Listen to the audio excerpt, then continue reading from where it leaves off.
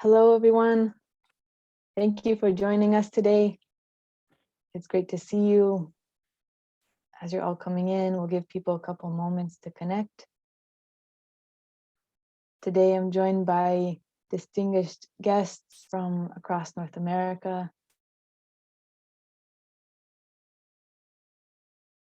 calling in from Northern British Columbia and Hawaii and the White Mountain Apache Nation and the Navajo Nation.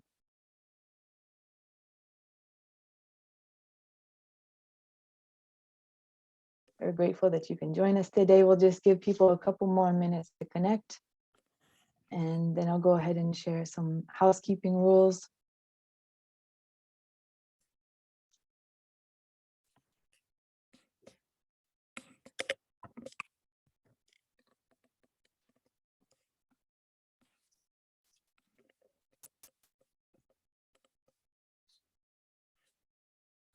Good morning, everyone. Thank you for connecting. Please feel free to introduce yourself in the chat box and where you're calling in from.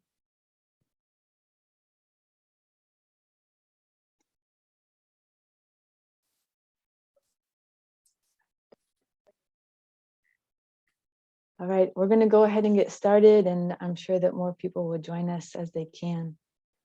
Good morning, hello, good day, where you're calling from. My name is Michaela Way, and I serve as the Indigenous Peoples Liaison for North America with the Liaison Office in North America and the Indigenous Peoples Unit with the Food and Agricultural Organization of the United Nations. And I'm grateful and honored to be here with you today. And I'm joined by an incredible panel of guest speakers calling in from across Turtle Island. And I will be introducing them shortly. A few housekeeping rules before we begin, just to remind everybody that this webinar is being recorded and live streamed on the FAO North America Twitter page at FAO North America. Feel free to join us in the conversation on Twitter using the hashtag #foodismedicine and hashtag World Food Forum. You can introduce yourself and share comments and resources in the chat box on the right side of the screen. And for questions, we ask that you use the Q&A box located in the bottom center of the screen, and you can clarify if your question is specifically for somebody. We invite you to join our speakers in this roundtable discussion today, and we'll have time at the end for questions, so please feel free to share those. And all speaker bios are available in the chat box, and our colleagues will be adding those as we go through the program today. So thank you all so much for joining us, and we hope you enjoy the program, and we look forward to interacting with you during the Q&A session. At this time, I'd like to take a moment to invite you to acknowledge the lands and the waters and the peoples of where you're calling in from, thinking of the ancestors of these places and the first peoples and the indigenous peoples of the lands and waters where we're coming from. This morning, I'm joining you from along the Ichiwana, the Columbia River, and the traditional homelands of the Wasco, the Yakima, the Umatilla, and many indigenous nations along the Columbia River. So I just invite you to pause for a moment and think of the places where you're coming in from. Thank you for joining us. And it's my great honor and privilege to introduce to you Sareya Taylor, who will be sharing a poem with us this morning in opening. Sareya Taylor is White Mountain Apache and Navajo. She's a student at the Institute of the American Indian Arts in Santa Fe, and she's the inaugural Youth Poet Laureate of Phoenix. Sareya, thank you for joining us this morning. The floor is yours. Good morning, everybody. Hello. I hope you're all doing well. I'm joining you all, like mentioned, from Santa Fe, which is on Tewa lands, and I'm going to be reading a poem for you guys. It's called "I'm Thinking About Strawberries." I'm thinking about strawberries, thinking about the man who picked them for me. I wonder if he has a granddaughter. I wonder if his granddaughter thinks like I do. I'm thinking about when I was at home, eating spaghetti and commodity cheese, when my grandpa walked in, covered in dirt, lunchbox in hand, me hugging him, so happy to see him home, wondering why he has to work, why he can't just stay home with me. I wonder if she wonders the same about her grandpa. I'm sitting here eating raspberries, thinking about sunflowers. I wonder if they keep a conversation with the sun all day. I wonder if they ever say thank you for the nutrients. I'm thinking about my siblings. I wonder how the bat feels when Jawan swings. When Austin recites dinosaurs out loud, I wonder if the air swirls around him. I'm thinking about how Shania laughs so loudly at nothing. I wonder what Colton thinks about when he sees clouds. I wonder if the clouds wave to him like they used to wave to me. I'm thinking about Brandon and how he finds so much beauty in the world to paint it.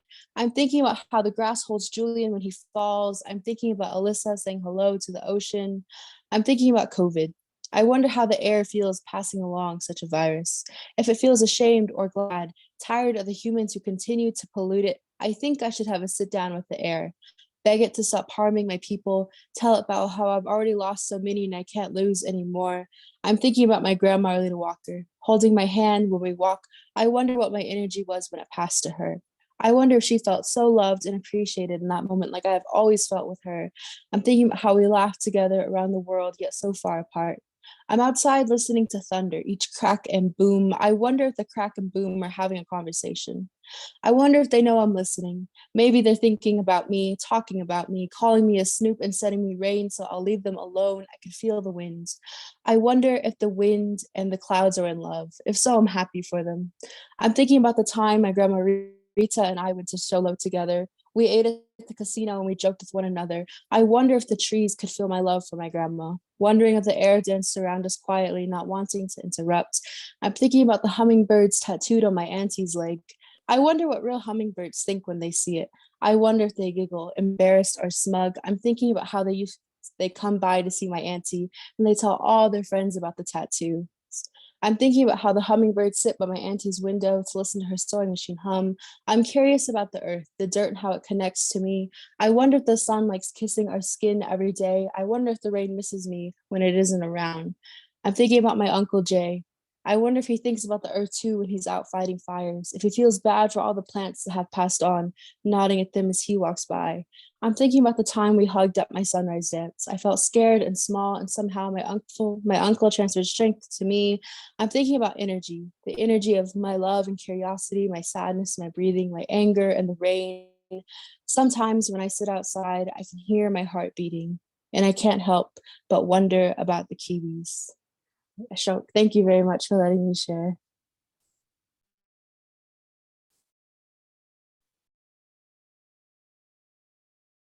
Thank you, Sareya. Thank you for sharing your words and your beautiful work and your poetry.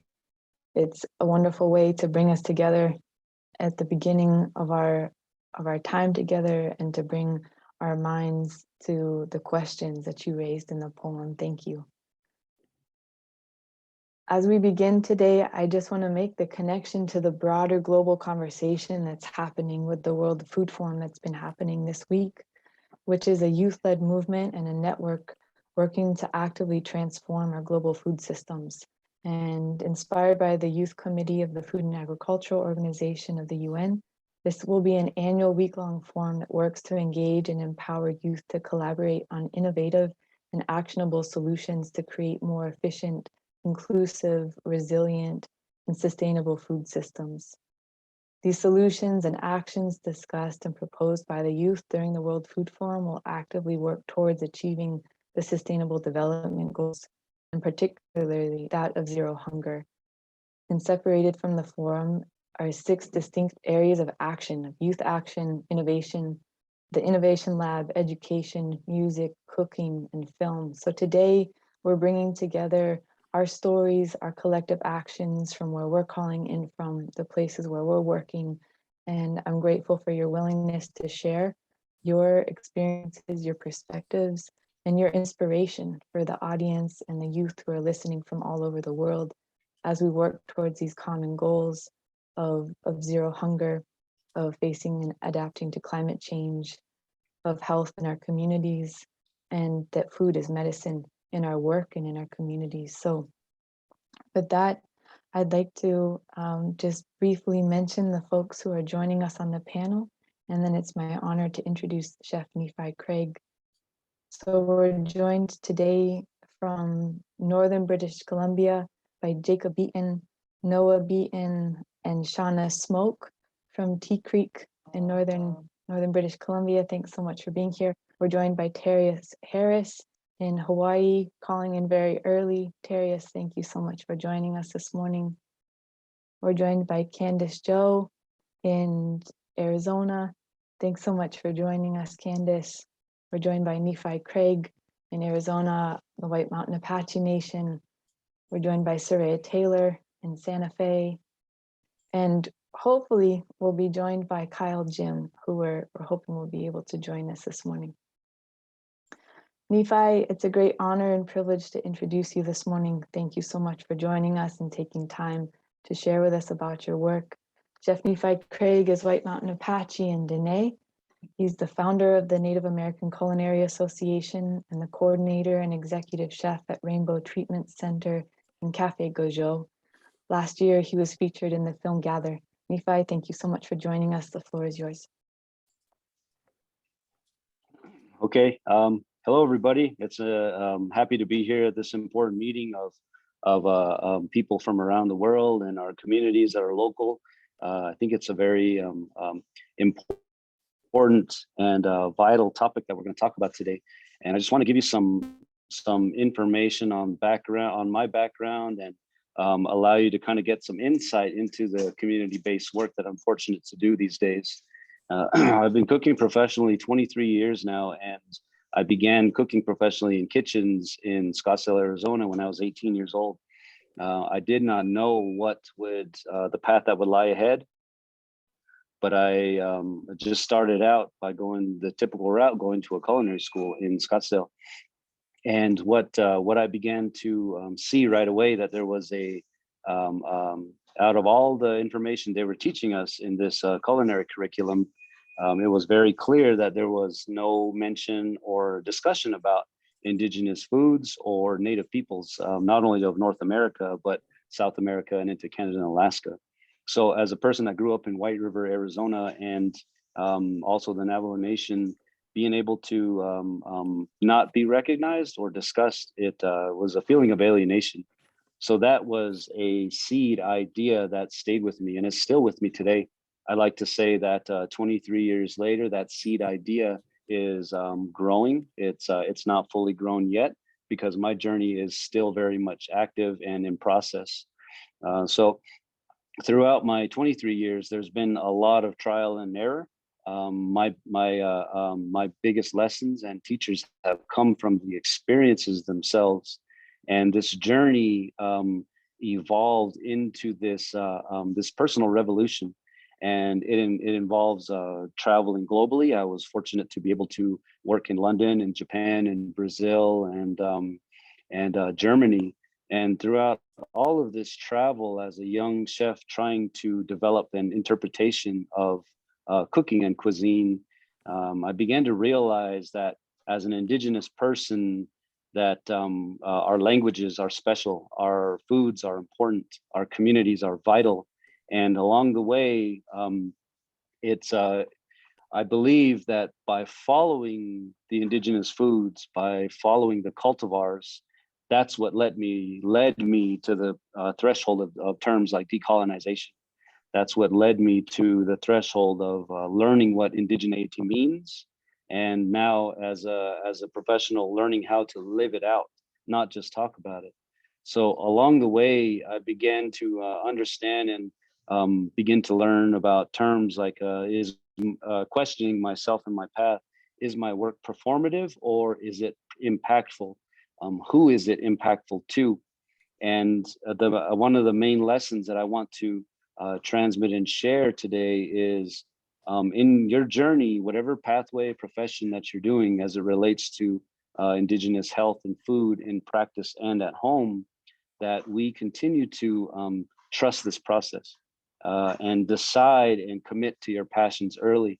And so much of the work that we do in food system work, food justice, local ecology, and food and health, in the beginning, it sounds very romantic and there's a lot of mystique that swirls around. And we see that circulating in social media. There's the whole revolutionary aspect of it, the resistance and the power and poetry that comes with it. And so as you continue to develop your practice, establish yourself in life and as a professional, and also in your family, that you get deep in the work to the point where that mystique begins to wear away, where it becomes very nuts and bolts, to the point where it's no longer as romantic as it once appeared, because then that's where you really decide if this work is for you. That's where you really get to take a personal inventory of your path, your future, and also reflect on the past, because this work is really vital. And as we continue to embark and continue this journey, we need to amplify voices like yours. We need to amplify the voices of our colleagues, our youth, our community, because health in our Native communities is intergenerational and interconnected. It is a very interwoven aspect, and we can't, I think sometimes in my early career as a young chef, wanting to be able to showcase and utilize the skills I picked up in kitchens in America and abroad, I ultimately ended up inadvertently creating obstacles in my work. So now I take a much different approach, and getting to know your community is important. It took time for me to get to know my audience and decide where I want to make an impact. As a chef, there's multiple layers of how we prepare foods and who we're serving. And there's a whole lot of things associated with professional cooking. But along the way, following the cultivars, learning their histories, and understanding and appreciating that each one of these indigenous landscapes and ingredients are alive. And as Sareya was reading her poem, I was really struck by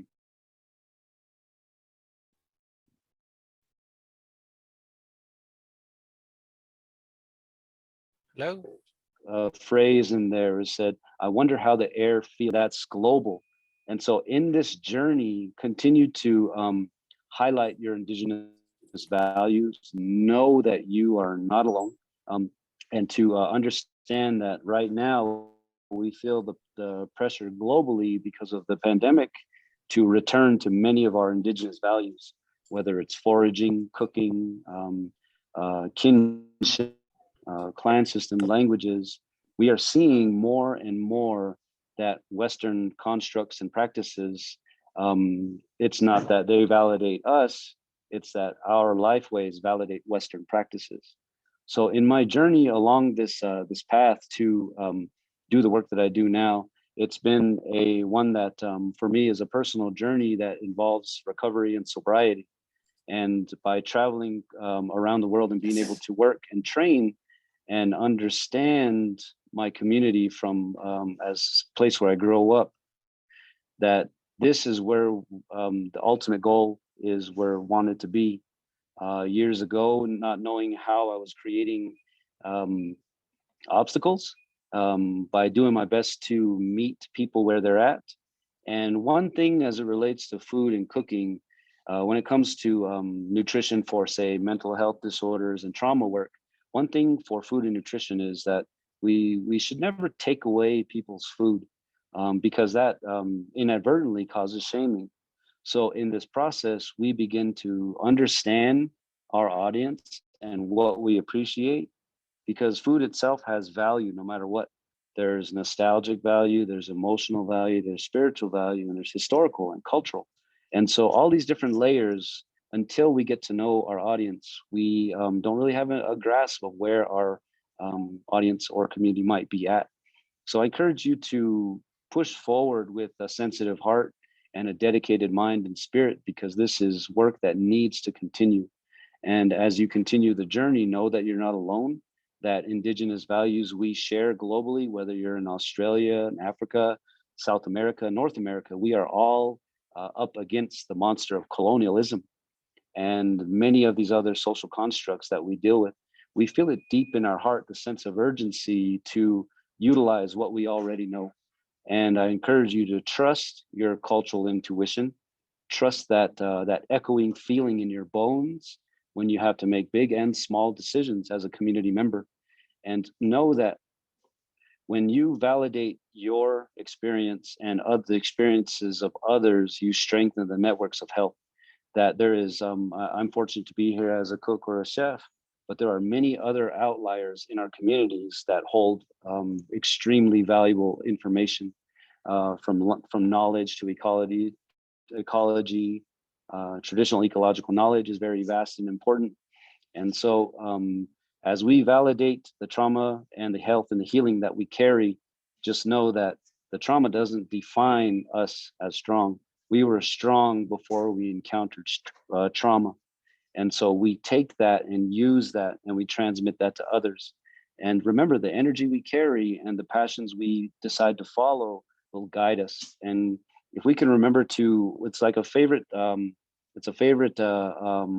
phrase from a recovery mentor of mine, is that when the student is ready, the teacher will appear. And the teacher could be anything. The teacher could be a storm. The teacher could be an experience. It could be a person. It could be just about anything. But whenever you are ready to learn that lesson, it will come to you. And as you continue on this journey, know that your work is medicine.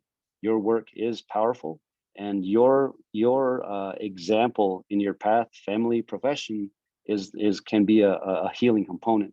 So one thing that I always like to offer just about anybody that has the opportunity to ask questions about food work, from a Native perspective and an Indigenous perspective, develop your own sense of, develop a anthropological lens to look at your work, because I guarantee your work is extremely innovative, based in thousands of years of tradition, but it's a woven construct that you are creating for your community.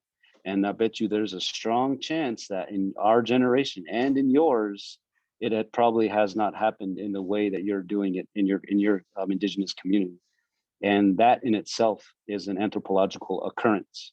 And when we look at the text to try to uncover and discover who we are, because much, as we know, much of Indigenous experiences are written about us, not by us, but that is changing. And so when we look to the past and we try to look to academia or texts to understand and piece together a pathway to health and recovery, the voices that are in a lot of the anthropological works are people just like you and just like me. They were the doers in their community that were pointed out, and they just spoke freely with anthropologists and they made history books. So know that your experience and your voice is valid. Know that your voice and your experience with health and the work that you do informs the professionals that create texts, that create curriculum, that create treatment modalities, that create health approaches. So use your words and choose your work tactfully, and just be prepared for being able to take care of yourself, because as healers and doers, this work is very emotionally taxing. It's very, very heavy work.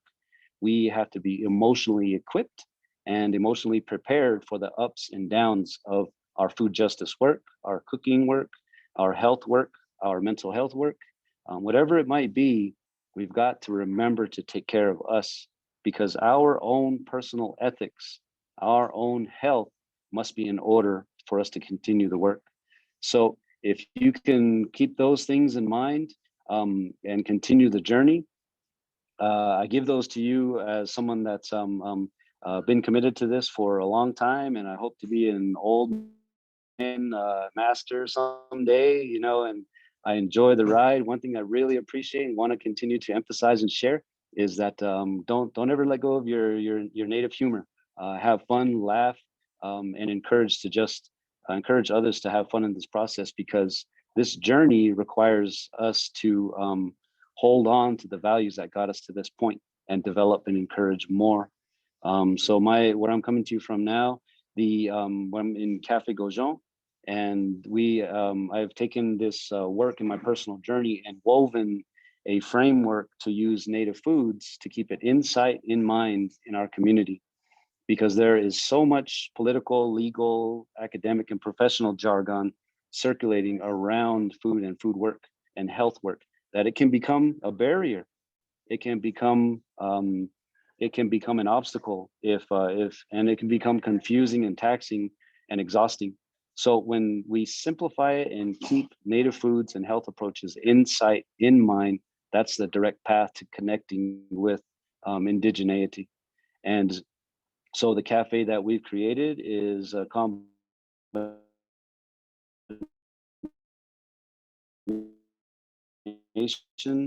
of mental health and dynamics of a team. So when we work in this environment, we're an extension of treatment for substance abuse and trauma, but we're also serving our community. So it's open to the public, but we are also a clinic at heart. And this environment is designed and dedicated to our highest population on the White Mountain Apache tribe, which is the 25 and 30 years and under, and the demographic, but it's also not to forget about our elders. So when we can keep native foods insight in mind, we can really make an impact because we are conduits to experience. For me as a cook, I consider myself not an expert in Apache foodways, but a student of the experience, that I trust my community understands quality and recognizes Apache and Indigenous values. And that is where, but through the shared experience of eating and cooking and struggling together, we continue to grow and heal. So remember to think locally, think globally, act locally, trust your struggle, and never give up. You're not alone. No matter what happens, reach out and stay connected. And so I'm looking forward to the discussion and hearing more, and any questions I'm open to. Thank you very much.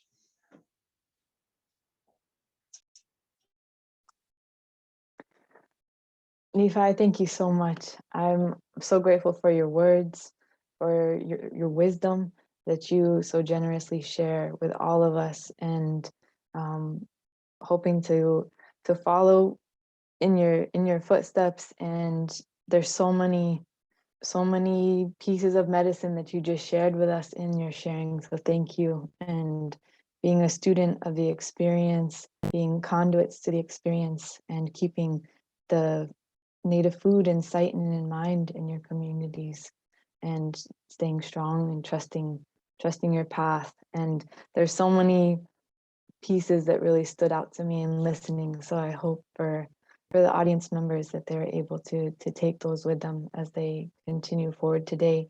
And I want to open up the discussion. And I know there's so much wisdom and experience and so many students of the experience joining us today. So I'll open it up for a round of introductions. If you just please share where you're calling in from, what you're working on, what you're studying, and then we'll go through a round of questions after that. So Jacob, I'll pass it over to you and the youth who are joining you today, Noah and Shauna.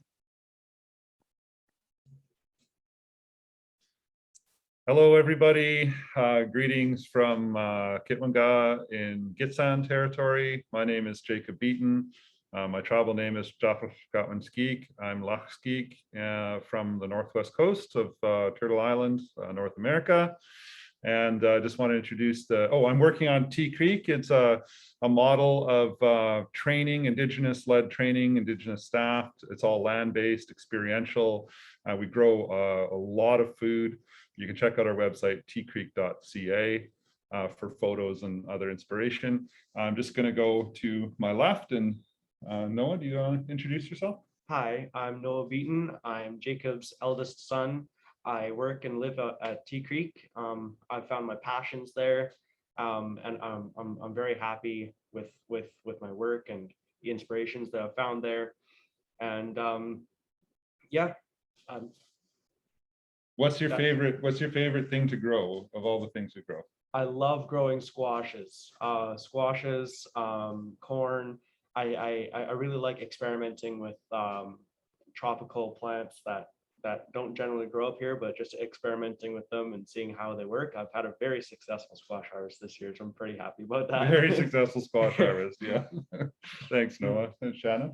I'm Shanna Smoke. I am from the Gitsan Nation and the Wet'suwet'en Nation from Hazelton and the Witsec community, about a half hour from here. I am of the Lakibu clan, which is the Wolf clan. My family is the Neast House, and we are from the Kispioks. And I am very cultural and very knowledgeable about my land. Thank you.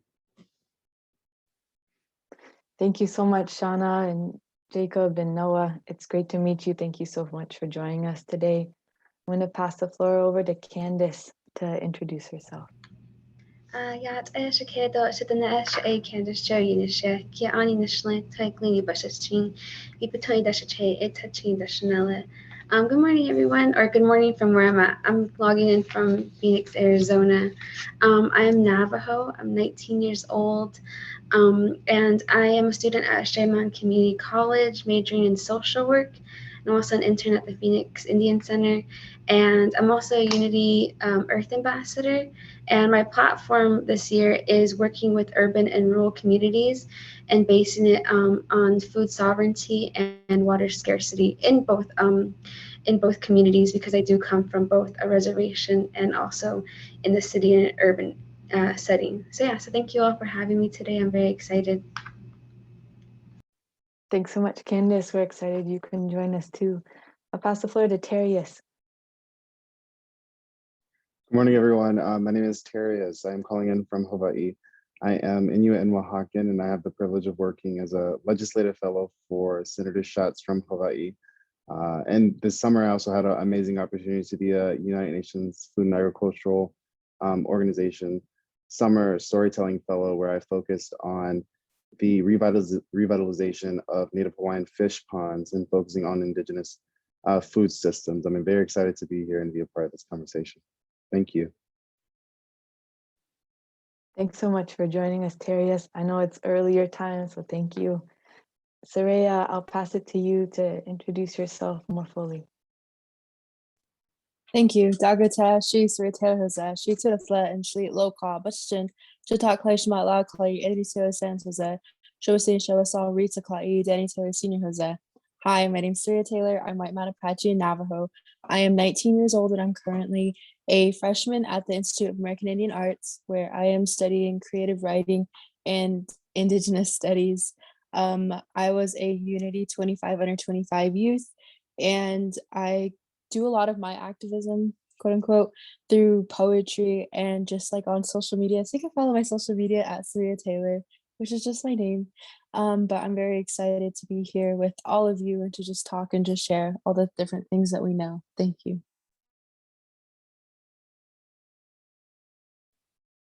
Thank you so much. It's really an honor to sit with all of you, and I'm excited to open up the discussion.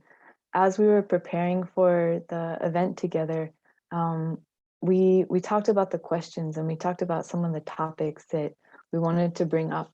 And so as we open up this roundtable discussion, I'm going to pass the floor over to everybody who's prepared a question. And one of the things that I'd like to share as we open up this discussion is yesterday there was the Indigenous Forum as a part of the World Food Forum.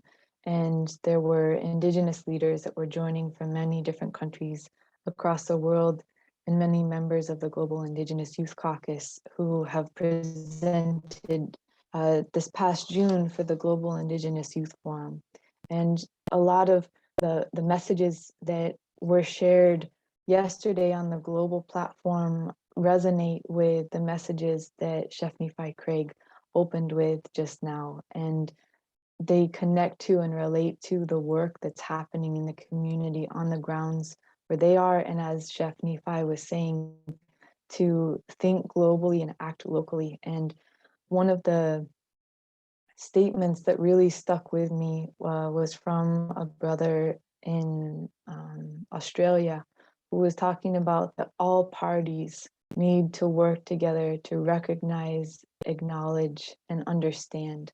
And that if we can work in those three areas and keep those areas forefront in our minds, that our work will be stronger together. And that as youth, you are leading a conversation and an innovation, like Chef Nephi was saying, that has never been done before. And it's through an anthropologic lens that you're creating it. And so I see all of you and recognize all of you as change makers where you're coming in from, and people who are working locally and thinking globally. And I want to thank you for your work, and I'm excited to open up this discussion and deepen our understanding from one another.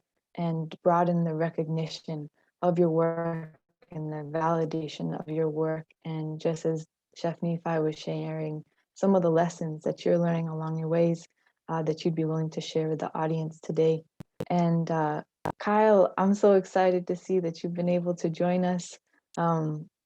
If you're ready, I don't want to put you on the spot, but when you're ready, I'd love to pass the floor to you to introduce yourself. And then Nephi will begin with your first question for the roundtable. Hey, Yate, Kyle, good to see you. I'll pass it over to you just to introduce yourself. Yes, Yate Bene, good day, everybody. Kyle, Yinshi, Tachidi, Nishle, Na Dan, Dineh, Bashishi, Bedutni, Dashache, Torachini, Dashanele, Kyle, Yinshi. Again, good day, everybody. My name is Kyle Jim, and I am from Shiprock, New Mexico, Shiprock, Navajo Nation, and I am a community organizer here in my tribal land. I am a executive director of Dineh Introspective, and we provide services from social justice, environmental justice, digital justice, and food sovereignty. And as far as food sovereignty goes, it's a great factor in my life. I am a farmer, I'm a father, and eating healthy and living a prosperous life is part of our Dineh culture, our indigenous culture, as we strive to be 102. And we do practice herbal medicine, food is medicine, and just having that deep relationship with the water, with the air, with the fire, with the earth, and even utilizing nutrition education to provide a sound mind, body, and spirit. And so I always feel that food is more than just looking at the menu. Food is more than just eating, but it is a deeper relationship with all the elements of the earth, with all the elements between the surface of the earth and the heavens, that the universe, we are made up of the cosmic DNA, and that I just appreciate this moment in time. Yeah. Thanks so much, Kyle. I'm grateful that you can join us today and share with the work that you're leading from your homeland. And Nephi, I'll pass it over to you to open up the roundtable discussion. Yeah, okay. I guess the what I'm interested in, and what I'm very interested in is your experience. What is it like for you? And to kind of connect it to another thing about you is what is it that you are passionate about? So maybe share with our group and audience here one thing. It could be a skill, could be a trade, could be writing, could be reading, could be throwing a football. What is it that you're passionate about doing when you feel the most like you, right? Or you feel the most indigenous. And then also I'm curious about what you want, what's a goal for your work in your community? So that's how I like to start.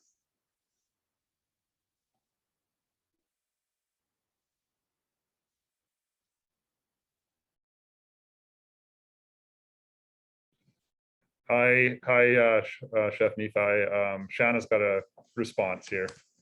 I feel most at home when I cook indigenous food and I share it, my knowledge. Like I made the other day and I taught my foods class how to do that. And we shared flux, which is our Gitxsan word for smoked fish. And we shared that with the people at the event I planned last week. And what's is? You said is? That's Indian ice cream. So it's when we froth up soap berries and when we preserve it. And I also preserve a lot of different food like fish. Yeah.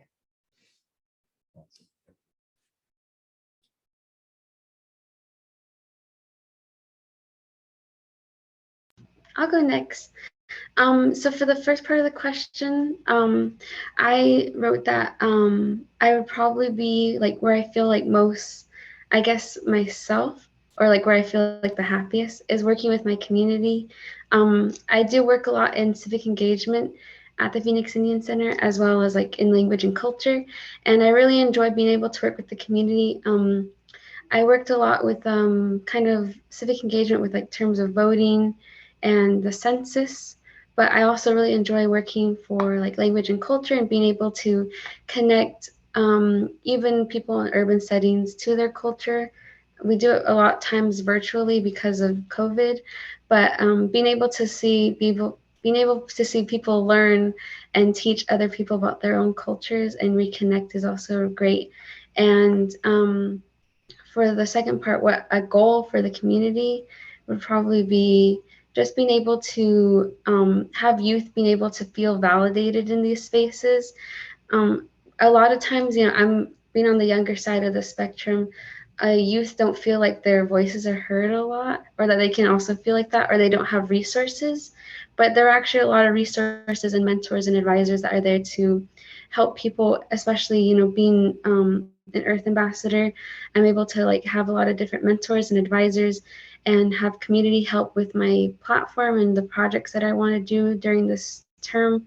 And so that's one of the things that I would like for our youth, our Indigenous youth, to know when it comes to this work in medicine and food and like food sovereignty, that they are their own.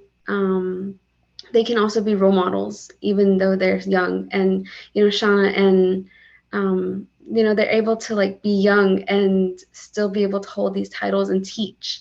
They're still teachers, even though they're students as well.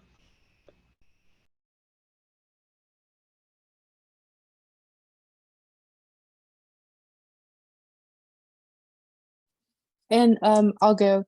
For me, I am very passionate about Indigenous youth. How I like to help Indigenous youth is mostly through poetry. Like I do different workshops and things like that. But a goal that I would like to do or achieve is I would like to start a poetry center in White River, Arizona, from where I'm from. Just a place where youth can like learn about poetry as an outlet for them. I never really learned about writing or anything like that when I was a child. It was always just like sports or running, like things like that, which are also valid. But I think it's really good for kids to have different like outlets to break out into. And I would also like to start a nationwide poet laureate program for tribal youth, or for just different tribal communities, because I really feel like it would, for me, being poet laureate and being able to like go different places and talk to different people and learn different things, especially from other Native people, was very meaningful and impactful. And that's how I ended up here at this school. So I really feel like being able to help spread that around to other Native youth would be very helpful and powerful for our communities.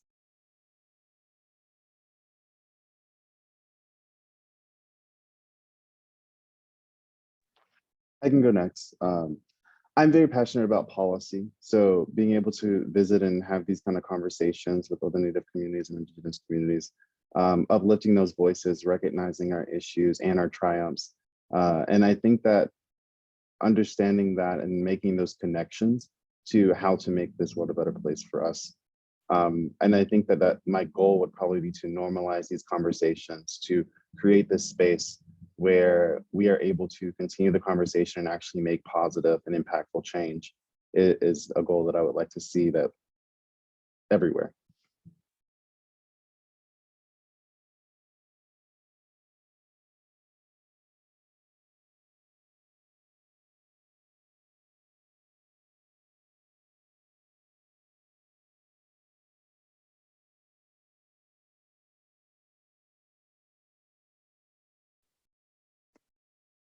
Kyle, would you like to share more? Yes.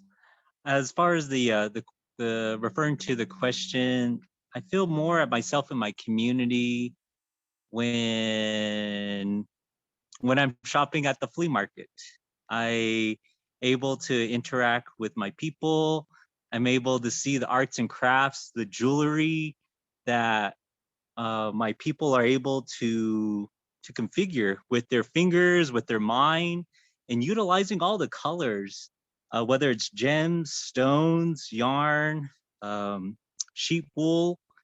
And I just feel that it's always inspiring, just to wander through the community. I went exercising yesterday, and so I went on a bike ride, and you're able to see the community in a different way. You're able to take your time.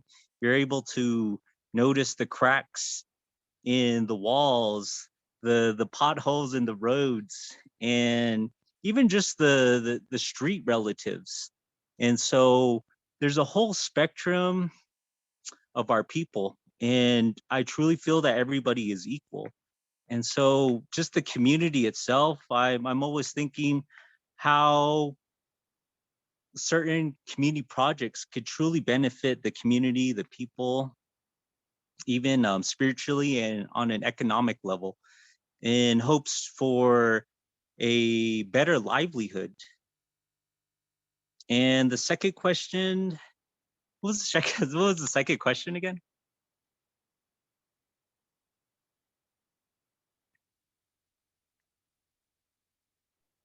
Well, I was just curious about the reason I was asking, like, what's a goal for your work in your community as it relates to the work you do in food work? Oh, okay. So my goal for the community is for our organization, Dineh Introspective, to be a multi-million-dollar organization. I would love for us to have a building that the community members can go to as a resource, and that we would be able to not only serve community members, but we can hire our people, we can provide professional services, we can provide internet connection, we could provide a kitchen incubator, we could just provide so many projects on the ground that would just inspire everybody. And that there's just so many ideas that our people have, the youth have, but it's just that space that disrupts our motivation, our dreams. And just given we live on a reservation land, it's federal land, we can't necessarily lease the land for more than 5 years. And it's just torment how the system is upon us, but yet we need people to integrate the system to change it. And so that would be amazing. Is also policy changing is what I would love to see, that the system laid upon us in the Navajo Nation, that we could change it. We should truly change it. Thank you. Thank you for that. I think one of the reasons that I always ask that question about what are people passionate about is because it is so important, because our passions usually reflect who we are at our deepest levels.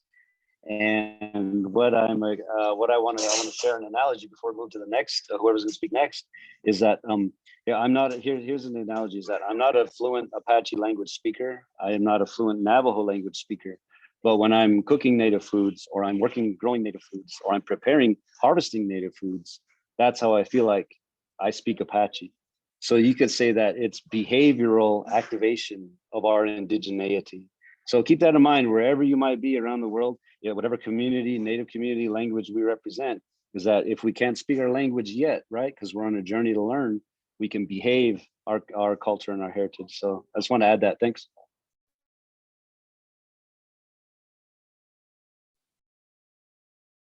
Thank you all so much, Nephi. Thank you for opening with that question and that last phrase, that behavioral activation of our indigeneity and speaking through our actions.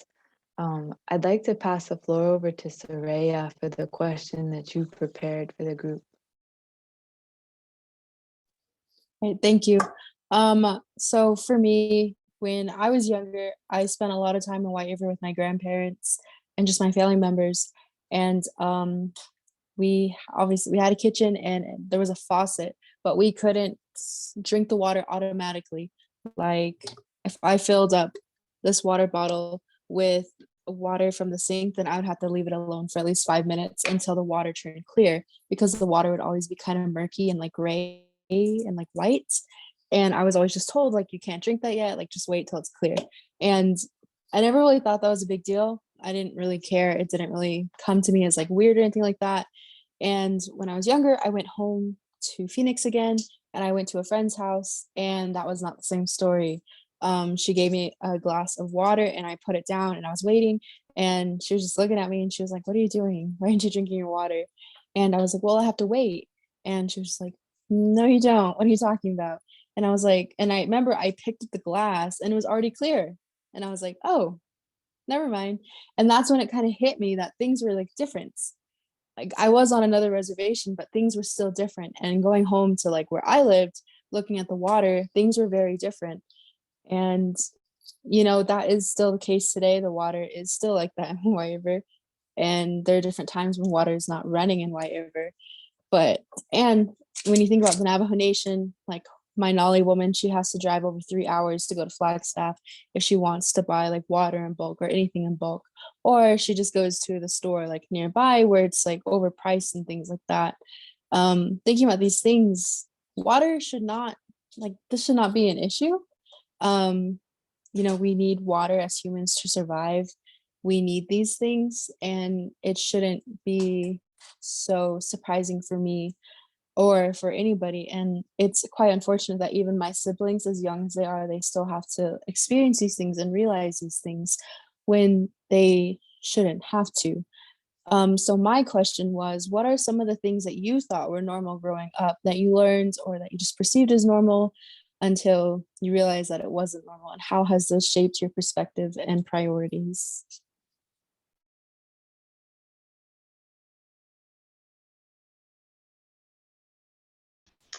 I'll go first. That's a great question.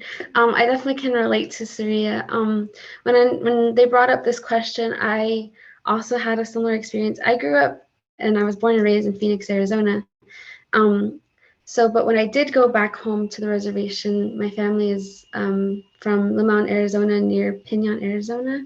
And a lot of times we did have those similar experiences of, that the Navajo Nation notoriously doesn't have water in a lot of areas. A lot of families don't have water, and having to go to a well and to haul water, that's like a very normal thing for everyone that lives up there. And having to experience that as me being in the city and then going up there and seeing how my grandparents and my cousins and how the rest of my family lives is very different from the way that I grew up. And I saw that I guess in a way the privileges of being in the city and how I hoped that, I was just kind of an understanding as a young kid, understanding that we just simply don't have those things. We don't have those resources on the reservation and in rural communities. And, that is wrong. How Sareya mentioned that this is a right, water is a right that a lot of people, we need it to survive. And I got to experience those two different sides and the importance of water. To me, it was just something that I had, just go to the kitchen and grab some water. But going home, I realized the importance of water and how not many people have accessibility to it. And I wish that, my family was able to have it, my grandmas, my chays. And and so I think that's something that we really wanted to touch on, especially in my platform with, being an Earth Ambassador, how I brought up water scarcity, both in urban and rural communities. And so, yeah, so I definitely agree. And I definitely want to see the importance and see how that can change in our infrastructure and policies with our tribal governments.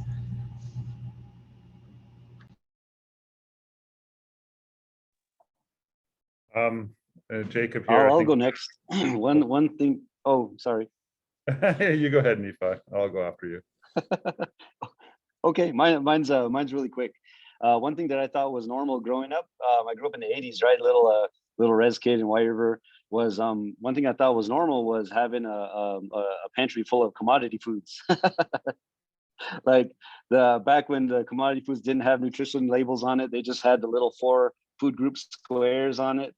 So thinking that those silver cans of like the beef stew and the canned meat and all that stuff, thinking that was normal, right? And then it wasn't until we moved away from the res for a minute when I was a kid, seeing my neighbors in Tempe going to their house. Then I was like looking around for the really the silver can of peanut butter, right? That always tore your bread. So I realized that wasn't normal, and that would that would stay with me, and it's still with me years down the road. And I recognize that that was created for us as a way to keep us dependent on food rations, right?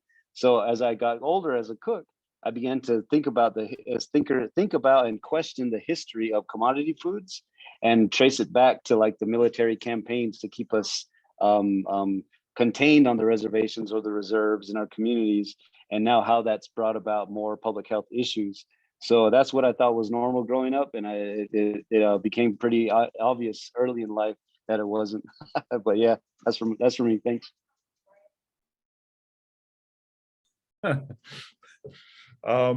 Thanks, Nephi. Shanna was just encouraging me to share a little bit of my experience with intergenerational trauma, which growing up, I think, and as Indigenous people, we've all experienced all over the world. These many layers over generations of trauma and genocide, oppression, institutionalized racism that we experience to this day in this country that we're coming from. And for me, I grew up with that as normal. I grew up, where dysfunction and unhealth and unwellness and abuse was normalized. And so for me, and I'll talk about this a little later, it was as a young person deciding to leave home and travel and experience the beauty of the world was a big part of that. Coming to terms with things like what complex post-traumatic stress disorder is, something that is complicated and layered and keeps happening throughout your life.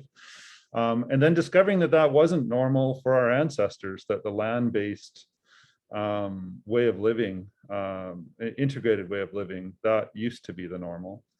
And coming across that as a young person in communication with elders who weren't taken away from their families, who had the amazing experience of growing up on the land and immersed in their own culture and their beautiful way of being exposed to that was like somebody shining a bright light in a dark room. And I just want to share that I had an experience with a First Nation here in this part of the world where they held on to that beauty and they were bringing it back really strong, and they were bringing back spiritual longhouses, they're bringing back their traditional foods. And I came in there and just got blown away. And that's what inspired me to have children. Just seeing that there was another way that wasn't always active with trauma. As Indigenous people, my partner and I, my wife, that's when we were like, okay, there's a path. So that's some of what inspires me today to do the work that I do, is having growing people as well as food together. And that food is medicine in multiple ways. And for me, having my hands in the dirt is a healing thing. And that's one of the reasons I started gardening, as part of that whole story. So thank you.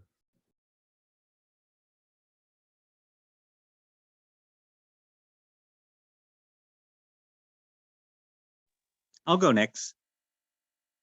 So as far as growing up, I mentioned that I'm a farmer, and yeah, I love playing in the mud, in the irrigation ditch, understanding the process of food, irrigation. And yeah, I thought that was totally, in a sense, normal. Shiprock is an agricultural community. We utilize the San Juan River, and I just felt that others knew where food grows, how it grows, where it comes from. And then just exploring in border towns, or even just living out in the major cities, that it was a culture shock. It was a culture shock to just see food just widely available, and that how it was so convenient for my peers to indulge themselves with various types of foods, and even just a culture shock of energy drinks on the scene. We were well aware that soda wasn't quite the substance that we need to be healthy, but energy drinks on the scene was something new, and just seeing how it provides that huge amount of adrenaline, and it could largely affect your heart in a negative way. And so just the huge culture shock of food was astounding, because I remember hearing one of my peers in elementary school learning that food was grown in the dirt, and just seeing that the carrot was pulled out of the dirt. The individual was disgusted to see that the carrot was dirty and just had some soil on it, but not fully understanding that this is how food is grown.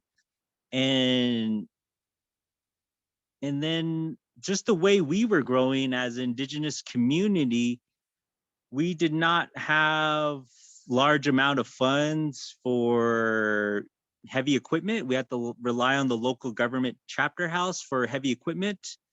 We can't really afford any pesticide or any of these additives, these chemicals. So our traditional growing methods is all natural.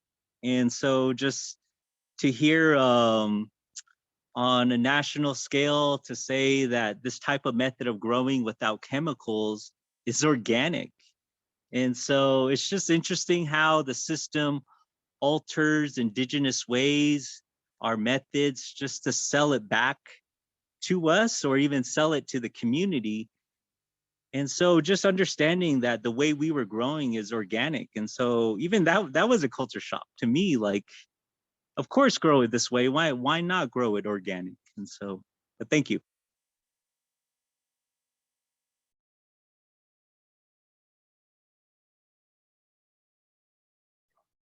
I can go next. I would say that by first recognizing that my journey towards reconnecting with my indigeneity happened a little bit later in life, and it's still a process that I'm working through and understanding more. But I think that in regards to things that I thought was normal when I was younger versus what I've learned after visiting my own ancestral land and other Native communities and lands, is the levels of access.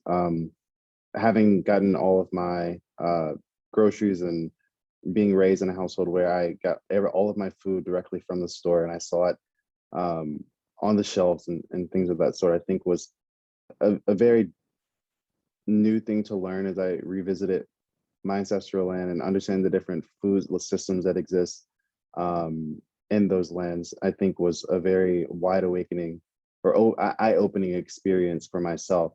And even now today, it's something that I'm learning even more about and understanding a lot more of how these food systems exist, how they were created, and coming, especially since policy is such a big passion for me, understanding exactly how these specific systems were put into place and why they were necessary versus why they are still practiced today, and the different practices that are feeding these communities and how they differ from my specific way of being raised was a very eye-opening experience that I learned a lot about, and has really pushed me in my understanding of food policy and where I want to stand on those specific issues.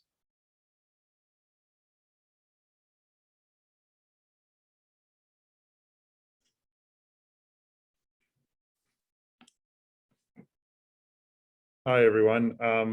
If it's all right, I'll go next with my question. So I've got an experience to share and then a question.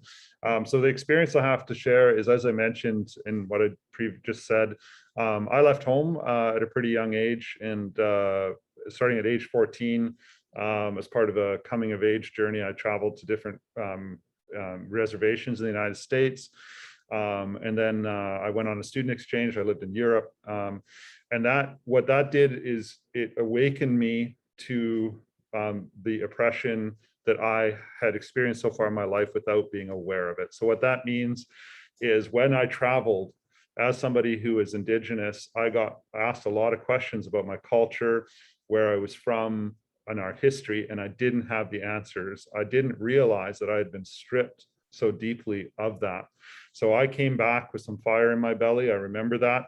And a hunger to learn and understand why this was the case. So my question is, how have your experiences away from home changed your perspectives? I know we heard some from Chef Nephi going away and coming back. How have they changed your perspective and your focus? And how did your experiences fuel your desire to reconnect with your culture, food, medicine, heritage, land, language, etc.? And how did it create a fire in your belly to do what you do?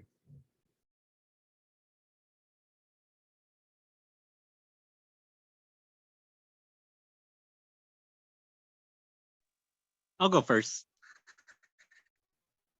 So my experiences off the Navajo reservation was in Albuquerque, New Mexico, Tucson, Arizona, and yeah, they're within the Four Corners region. We have like an ancient superhighway from Mexico into North America and west to east coast, that you have a large amount of various foods from different cultures.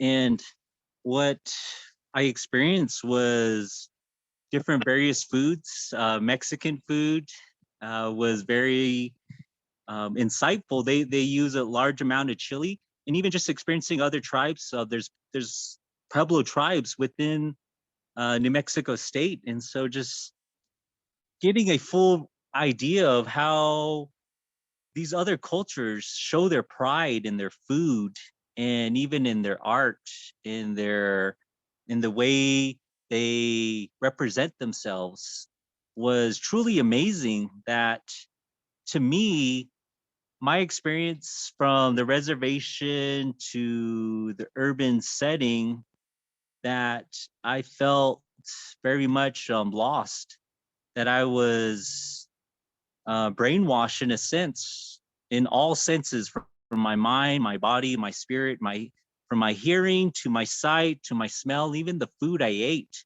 that it very much distorted who I am as far as my identity.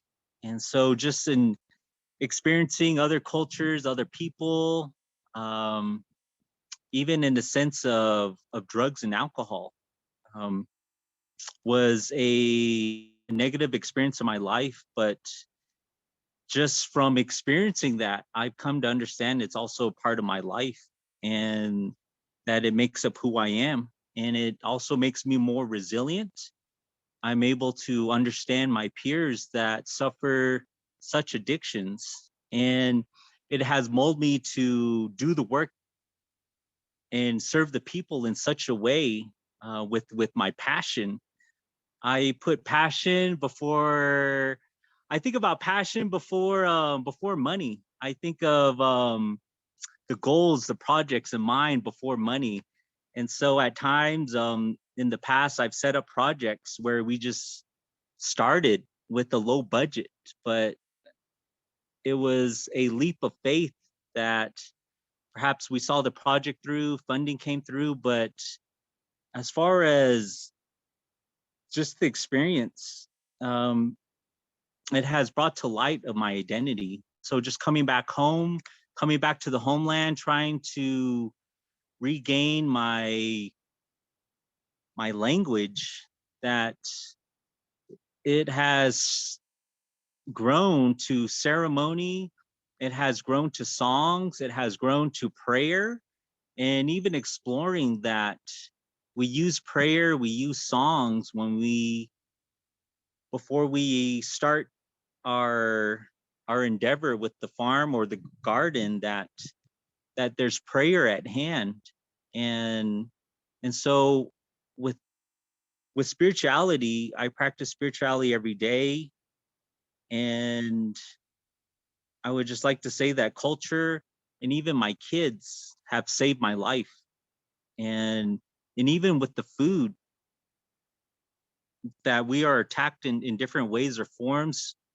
I've heard that we are experiencing a chemical warfare within the food. And I feel that it is our responsibility as a provider, a protector, a father, a family member that we need to be on guard, and that this even just experiencing this pandemic, I always felt as an Indigenous person, we are always at a sense of emergency. And this pandemic is no different. I'm here in the reservation right now, and just even experiencing this pandemic, nothing has really changed. And it's sad to say that the systems at hand on the Navajo Nation, whether it's our medical care, our law enforcement, our government officials, that everybody is trying their best, but yet the budget is low, that everybody is spread thin. And this with this pandemic, it just exposes all our insecurities with the system. And so I just want to mention, yeah, I'm very much passionate about what I do. And that's the reason why I created this nonprofit organization and continue to endeavor in other projects. And sometimes people don't understand the passion, and they more likely just want to see the money. And so I just wanted to share that. Thank you.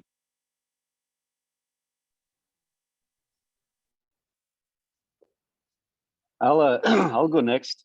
I like that question. Thank you for asking that.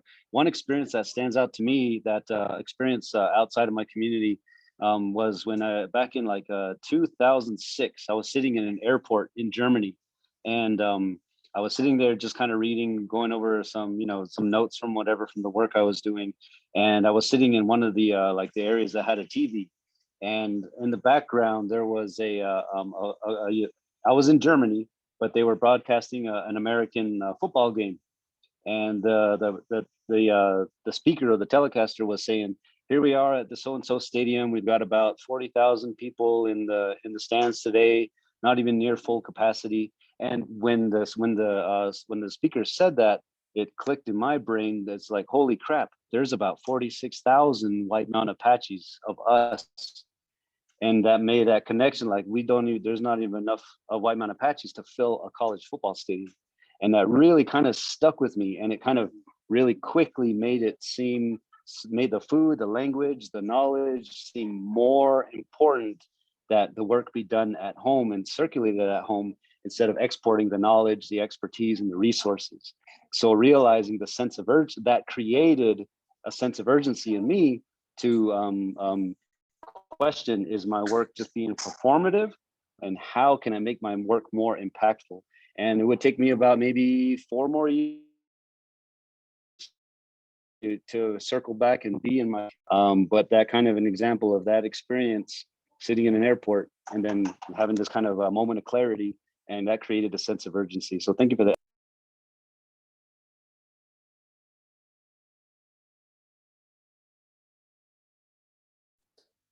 I'll go next. When I was I think I was 16, I did a summer program at Princeton University in New Jersey. It was a very cool experience, but when I was there, I was the only Native American person there. There were no others, and I got a lot of questions, but it was also a lot of, I don't want to say backlash, but that's kind of what it was.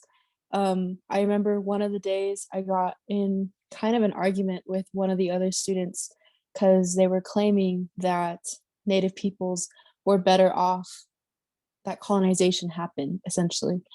And his main argument was, well, you have an iPhone, don't you? You use it all the time. And it was just these things like, oh, well, you use technology, so you're not a real Native. You can't have a thought process on this. And I never really grew up super involved in culture. I was bullied a lot when I was younger about being Native, so I didn't really get super involved until after I had my sunrise dance. But I remember in that moment, I was so frustrated and so angry, and I called my aunt, and she just kind of laughed a little bit, which is like what we do. She just kind of laughed, and she was like, "God, like, why is he like that? Why is he being like that?" And I remember it was like in that moment, I was just like, like I didn't know what to say. Like I knew that in the argument, like I didn't really know what to say. I just knew I was angry, so I had just stormed out. And I didn't know what to say. And it was in that moment while I was talking to my aunt that I realized I should have known what to say. Like I should have, there was something inside me that realized I should have known that I needed to say something. And that's what really inspired me to start learning more and to start like educating myself and to really like try to learn Apache and try to learn these things, because I don't want to be in situations where I don't know what to say, or when I can't like stand up for my people or for the history that we've been through. Because to me, my people mean a lot to me, and I don't want to ever just seem like I don't know. I don't know if that makes sense, but that really like created the fire in my belly or whatever. And I know for other people, they've had experiences like that where they've had to like quickly stand up for themselves, or they have to face the, well, you have an iPhone, don't you, kind of argument. And I think it's just really important to keep in mind that, you know, you don't know everything. And at that time, you may not know anything, but you can still learn. Like there's always time to learn things, and there's always time to go back to your roots and figure out who you are. Um, I know I'm a bit younger, so it might seem not fair that I'm saying that, but there is still very much time to do that. And yeah, thank you. I really like that question.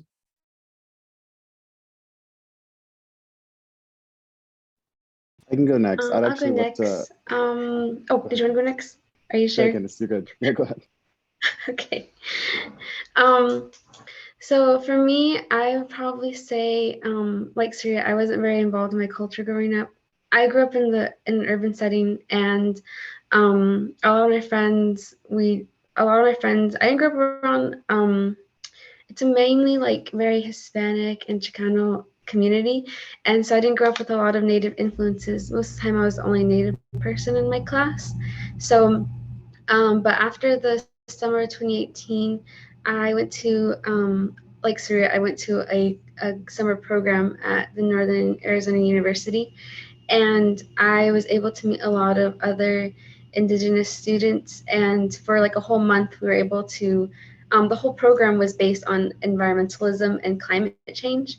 And so we were able to create our own projects. And it was a very different experience being around other Native students, but I really enjoyed it. And a lot of them knew more about their culture, and a lot of them were Navajo, and they knew more than me.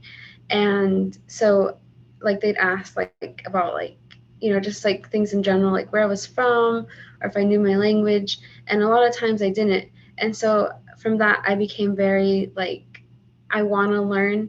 I always wanted to learn as a kid, but I didn't have much influence. And so from then on, I started asking my mom like how to say things in Navajo. And it started very simple, and slowly it built its way up, and I was able to connect not only with those kids from up there, but also bring it back to, you know, my life in Phoenix. And I was able to like be on a youth council, and that's where I got to meet a lot of other Native students and work with like Native issues and have our platforms and our events. And so I guess just meeting other Indigenous youth was what really pushed me to want to learn more. And, you know, it is true that our culture, like we are the next culture bearers. I very much believe that. And so by learning our songs, our languages, we're able to support each other in that way and uplift our knowledge together.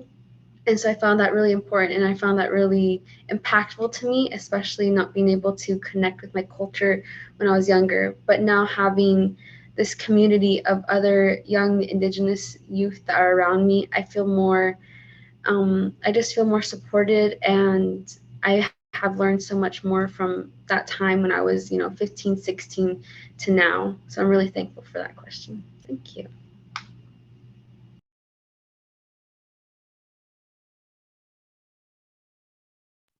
I can go next. So I would say I'm also very thankful for this question because being from a multiracial background, I always questioned my indigeneity. And I also was not raised in a Native community per se. And so I think that my moment was probably in 2016, which also happened during a summer opportunity where I had the opportunity to work as an intern for Te Women United, in Española, New Mexico. And being able to work for this organization that was created by Native women and ran by Native women for Native communities, I think was absolutely awe-inspiring to me. Having the opportunity to work in different areas of Native affairs, I think was made me very grateful for my identity and made me ask my parents more questions as well, learn more, and actually, I think pushed me on my start of reconnecting with my indigeneity. So, and I think that from that point forward, recognizing the impact that it could have and these organizations can have, and the policy and conversations that are happening around this topic, I think really set me forth from that point forward. And it's funny that I think this question was presented today, because that's actually what I always tell people when I'm asked exactly what made me wanted to go into my line of work. That's the one moment that pushed me to continue to, or pushed me to start this work.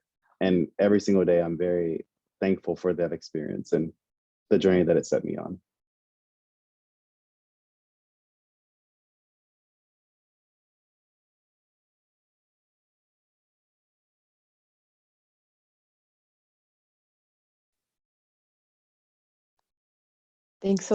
Thank you all so much for sharing those experiences and those moments. And Jacob, thank you for that question. I wasn't sure if Shauna or Noah wanted to share if they've had a chance to travel far from home yet, or if there's anything that they wanted to share. You can go ahead and so Shanna did prepare an answer to a question, and if that's okay, I'll just turn it over to her. She's got something she wants to say. It's okay, you can do it now. Okay. Yeah. I've been learning all my life how to clean and process fish, which has been a big part of our Gitxsan culture for generations, and we rely on that. I've also been taught how to harvest berries and our traditional medicines like devil's club, cedar, malguas, things like that.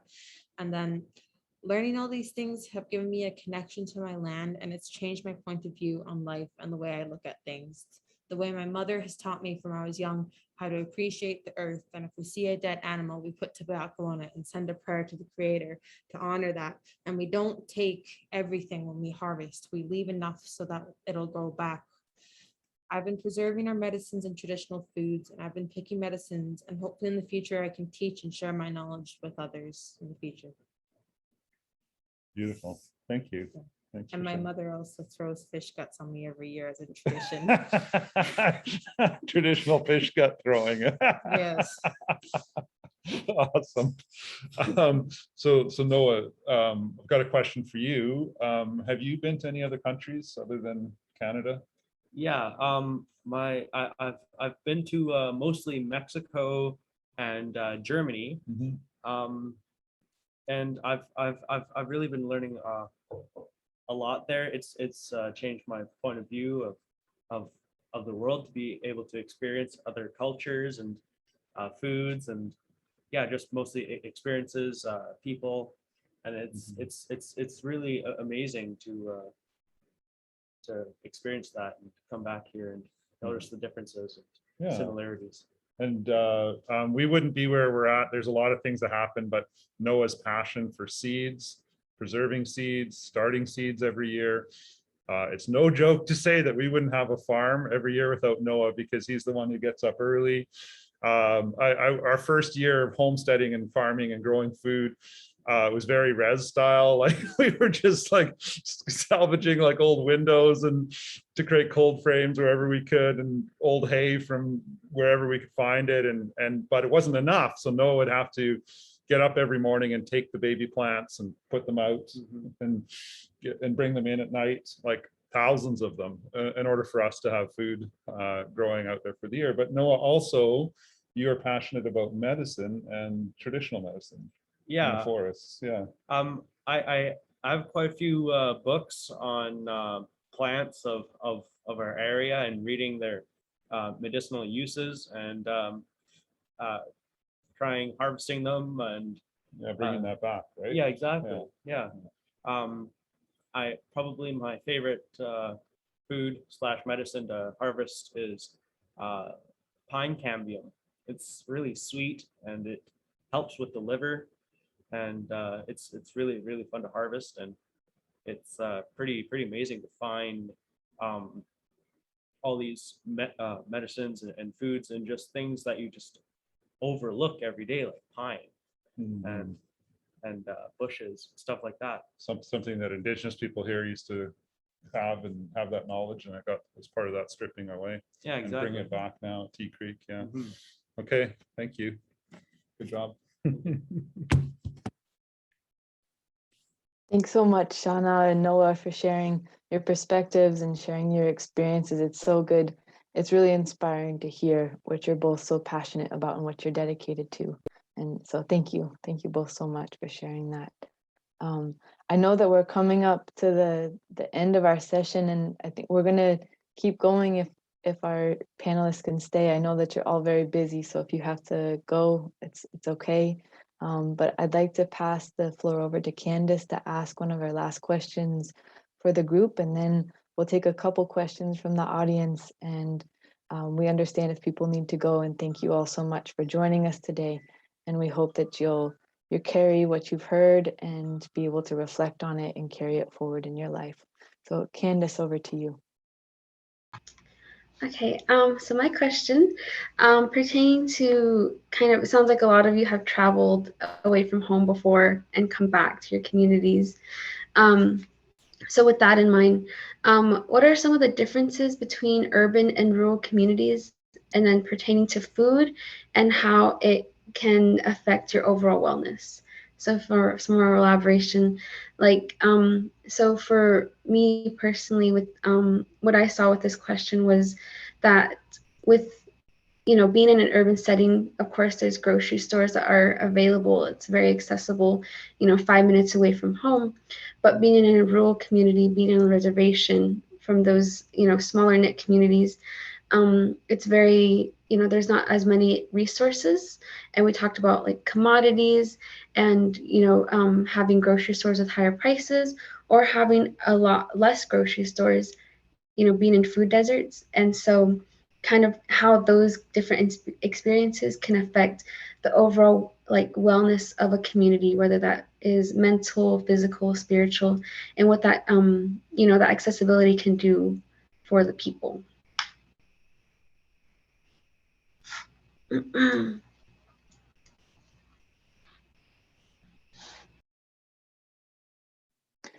Terrius, I know that you have to go. Do you have time to share a response to Candace's question, and then, or do you need to go?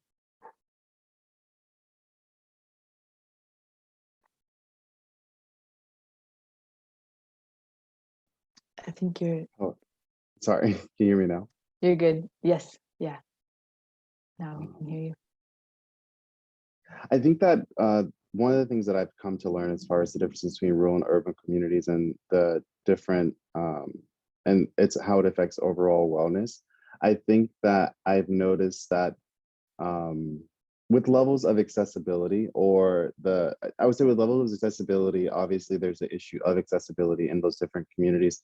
But I would say that one thing that I have recognized is that in more rural communities where accessibility has not been, or things have not been as accessible, there's a large amount of gratitude for those things that are accessible. And I would say that I'm not sure, I guess, on a deeper mental impact, but I think that that amount of gratitude shows that also why there's such respect for the land and understanding of the food systems that create the access that they do have to this specific foods and water as well. I think that's a really tough question to answer, honestly, and it really has a deep and introspective like background and story to it itself. So I think it's one of those that I would probably have to take more time to even think about and do more research on my own, because I think it's a very important question to ask. And I'm pretty sure there's a lot of studies that have gone towards answering that question. But I think that it's something that we don't actually think about very often. And that actually really causes me to wonder how I've kind of like not taken that into perspective in the past, and gives me a lot more to work through and think about as well. So thank you for that question. I appreciate it. And also, yeah, I'm so sorry. Yeah, I do have to go. I have another meeting. to attend, but I appreciate the space and place for and allowing me the opportunity to be here. And I thank all of you for sharing your stories as well.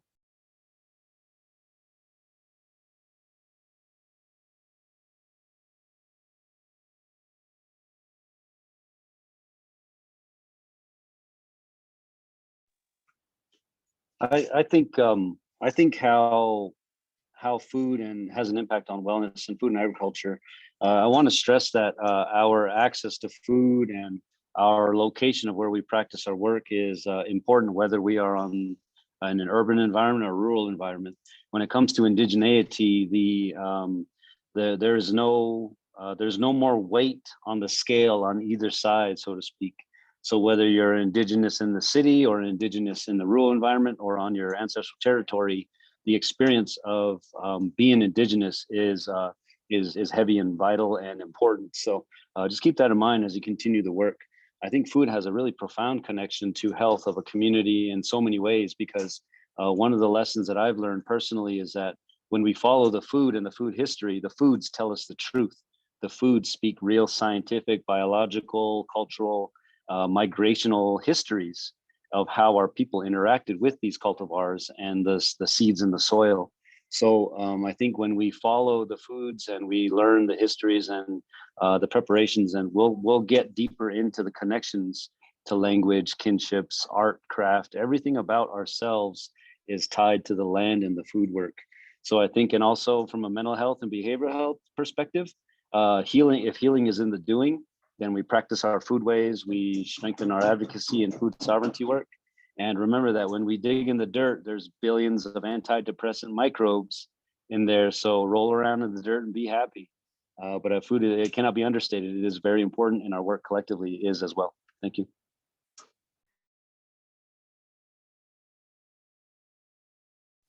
I was thinking about that question. That is a very hard question, because it really makes you reflect. But the first thing that came to mind, like two things came to mind, but the first thing was, for us, we have sunrise dances, and a lot of the times you need to buy things like in bulk. And instead of like going to Sholo, which is 40 minutes away from White River, a lot of people will go to Phoenix or they will go to Globe to buy these things. And Phoenix is pretty far, and especially if you're an older person and having to go like by yourself to get these things, it is a very hard trip. And that's one thing that came to mind. The second thing that came to mind is, being an urban person or an urban native, is I don't always know how to make a lot of traditional foods. I very recently learned how to make like blue corn mush, as in I literally learned last week. And for me, that brought me like a lot of joy, like, because now I know how to do it, and I've always wondered how to.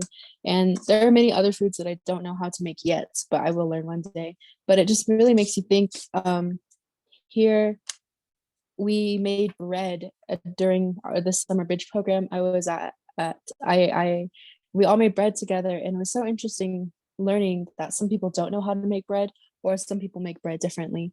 But there was a sense of community in knowing that we could trust each other to like educate each other, and to not like be mean to one another for not knowing how to do things or anything like that. And I really believe that food, and not even like just eating food together, but like growing food together and being with one another, can really have a positive impact on not only your mental health, but also your physical health and just yourself in general. But thank you, Candace. I really do like that question.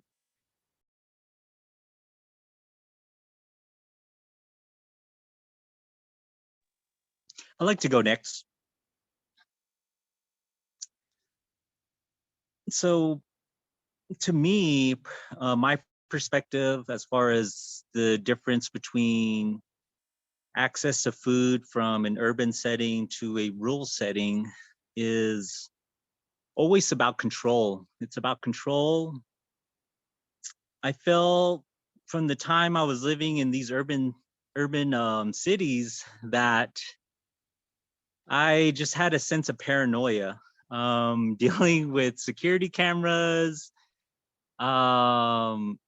dealing with the high convenience of the food at every gas station, every corner, every block, and then expanding my knowledge that some of this food is not healthy for us, that this food is been altered it has been processed in such a way where chemicals had been added to extend the life, the shelf life of the food, while on the opposite side of the scale, decreasing the life of the consumer, the user. And it was just very a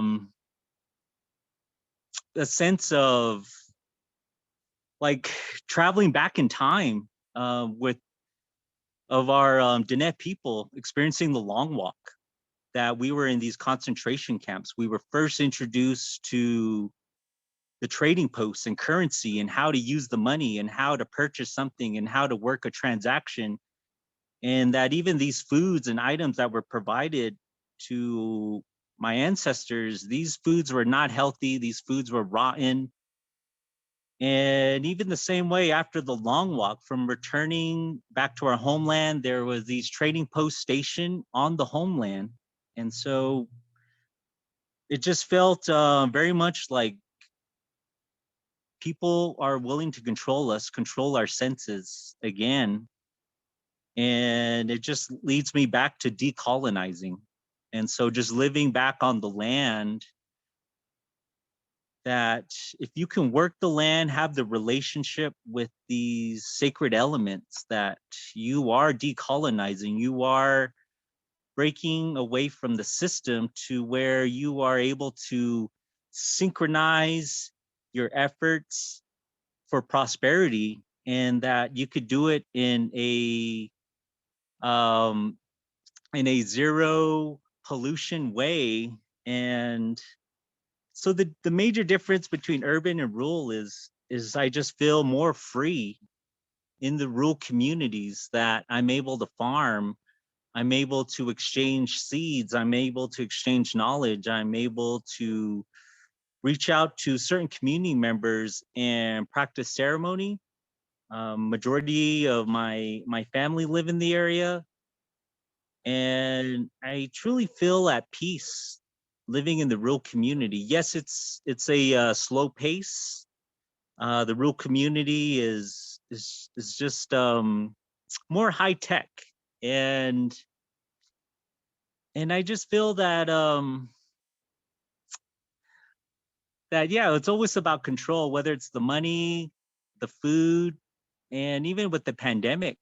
If you were living in the urban setting, you were on lockdown, you had curfew, and whereas in the rural community, your mind is able to wander, is able to have visions of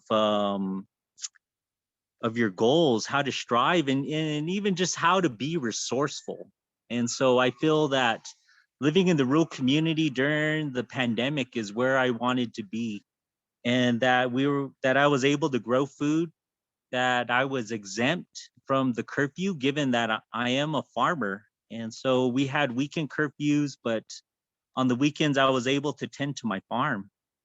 And that's part of who I am. I'm a farmer, and I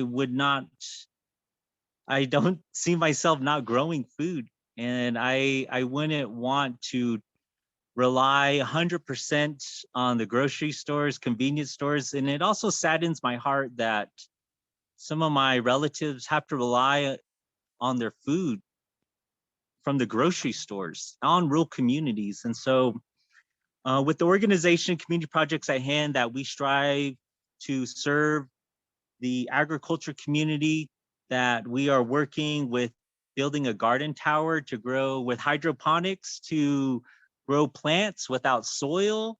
And so even in our homeland area here, we deal with oil and gas companies that have heavily polluted the atmosphere, the soil, the aquifers, and it's very tragic. But we have to be resilient, we have to be resourceful, we have to be diligent, and all goes back to kinship, the clanship, and helping our family, our relatives out here. And so yeah, thank you.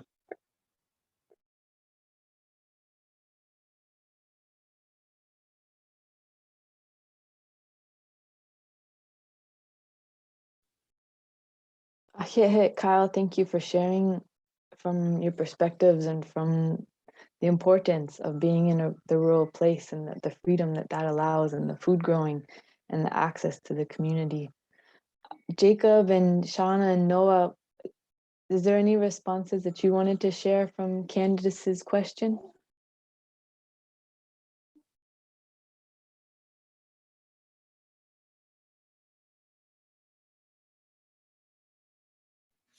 I'm just unmuting us here. For me, I just wanted to say a couple things. Food is medicine, and I wanted to talk just really briefly something that we talked about last week that I wanted to just bring forward, not direct answer to the question, but something at Tea Creek where we've worked with over 200 Indigenous people this year who are coming to learn and often discover their self-confidence and as well as skills and many other things in health and wellness. One of the things that we deal with that's a bit of a surprise is anger.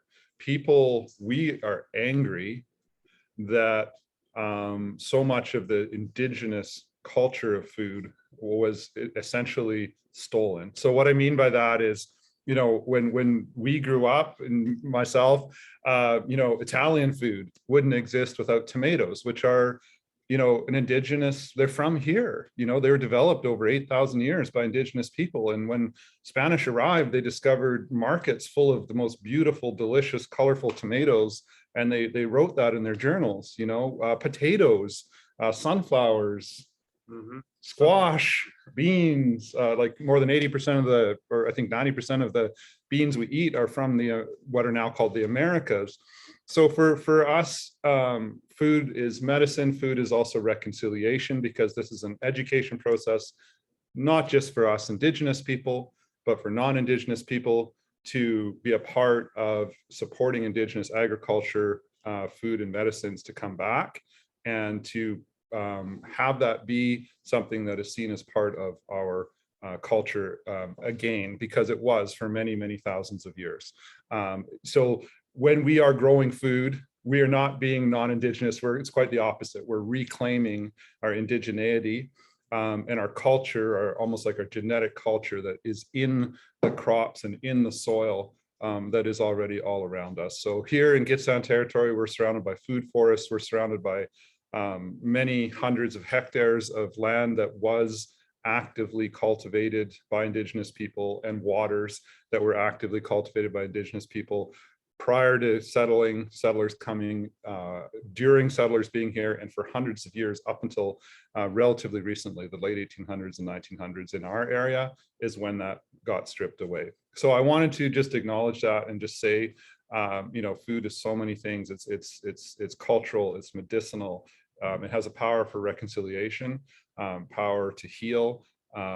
So much of it is wrapped up in there. And I just want to see if Shanna or Noah want to chime in. I mean, yeah, I was genuinely surprised when I learned how much of our food that we eat every day and that we so much rely on was cultivated and developed by Indigenous people, and how little credit there is for this. It's just astonishing, really. And I also have such a high appreciation for the ability of agriculture, even hundreds and hundreds of years ago, how much work this was, and how we thrive in the fruits of their labor, and just how amazing it is, really.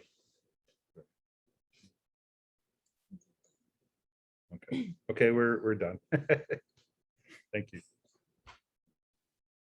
Oh, thank you, Jacob and Noah, for bringing that up. And that is such an important topic that we were discussing in preparation for this event today. So I'm so grateful for you for bringing that into this discussion. And it's such a critical part of this conversation. And Noah, like you were saying, it's astounding to learn, as Chef Nephi was saying, when you trace back where the foods are from and the migration of those foods, you can trace those migrations back to this continent and the Indigenous peoples of Turtle Island and yet the lack of credit and the lack of understanding and recognition. So thank you for bringing that forward into this conversation.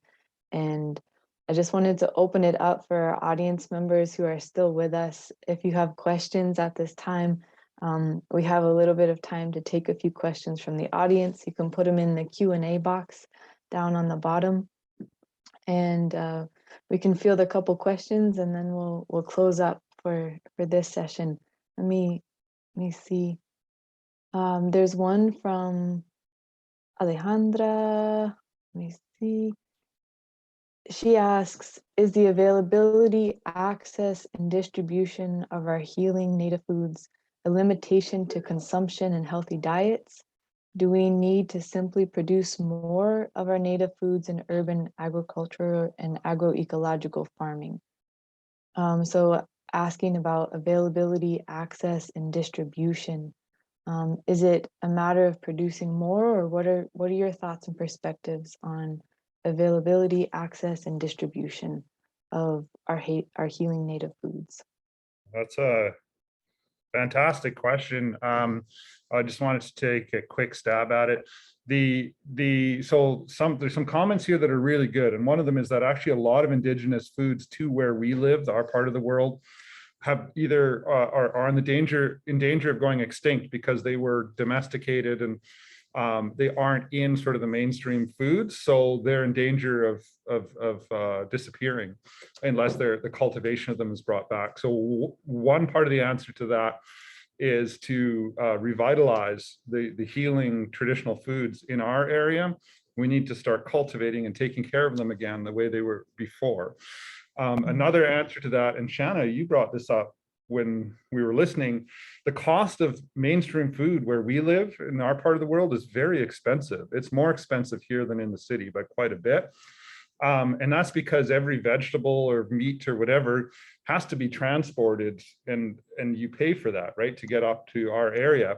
So part of reducing the cost of food and making it healthier and bringing it back is making it local. And here we had Indigenous people were completely not only self-sufficient, but they were net exporters.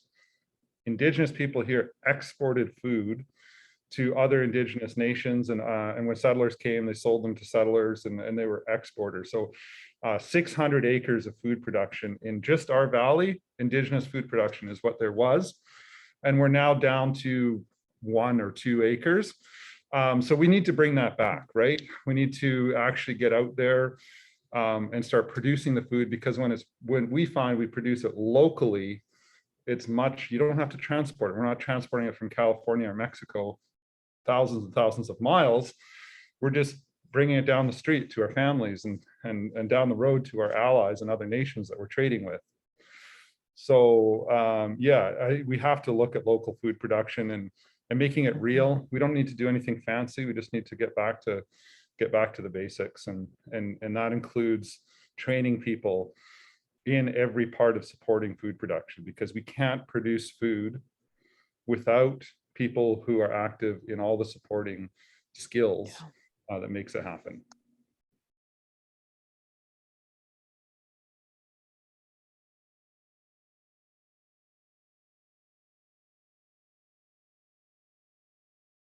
I can go next. I definitely agree with what Jacob said, that revitalizing these ways are really important. When we started, like for me personally, and I think a lot of like our Indigenous youth can agree that we don't have a lot of knowledge. Personally, I don't have a lot of knowledge on, these different traditional foods. I didn't grow up with them as much, especially living in an urban area.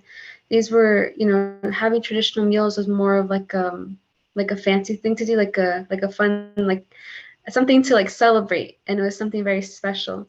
And so not growing up with these traditional foods, I wasn't able to learn as much. But it's like all a learning process really for our youth, and even for not our youth that are learning, and that goes with language and culture altogether. But it is really important to revitalize these types of things and to ask questions to your elders, to your parents, and it is important to support that locally. And a lot of the other Earth ambassadors, we have sometimes our platforms are kind of similar. And I do see that importance with, the other Earth ambassadors, what they've shared with me, with how they're revitalizing their traditional foods and their traditional medicines within their own communities. And so even though it may be small, it may seem very small, but as our Indigenous youth, we're trying different ways and implementing them into our everyday lives. And that may be in small steps of learning to make bread or learning to make blue corn mush. But these steps are actually very, fundamental when we look into learning our traditional ways and learning farming, planting. And so I'm excited to learn more. It's definitely a learning process, and there's trial and error, based on where you're coming from. Maybe there's different things like where you live that could affect how you do them. But I think that it's definitely important, and it's like a base one when looking at it, rather than do we just need more. It's more of a learning process that we can all share together from either our peers or from our elders. But yeah, so that was a very important question. Thank you.